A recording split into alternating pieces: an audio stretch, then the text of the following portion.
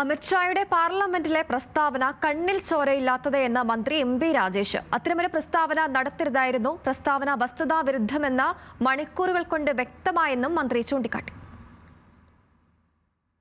ആഭ്യന്തരമന്ത്രിയെപ്പോലെ ഒരാൾ ആ ദുരന്തത്തിൻ്റെ സന്ദർഭത്തിൽ തന്നെ ഒട്ടും കാത്തു നിൽക്കാതെ ഇവിടെ മൃതശരീരങ്ങൾക്ക് വേണ്ടിയുള്ള തെരച്ചിൽ നടക്കുമ്പോൾ അത്തരമൊരു പ്രസ്താവന നടത്തരുതായിരുന്നു എന്നാണ് എനിക്ക് പറയാനുള്ളത്. വളരെ വളരെ നിർഭാഗ്യകരമായി പോയി, കണ്ണിൽ ചോരയില്ലാത്തതായിപ്പോയി അത്തരമൊരു പ്രസ്താവന ആ ഘട്ടത്തിൽ നടത്തിയത്.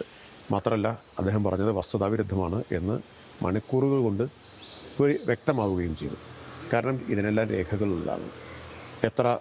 എന്തായിരുന്നു പ്രഡിക്ഷൻ? രേഖാമൂലമാണ് പ്രഡിക്ഷൻ. എത്ര മഴ പെയ്തു?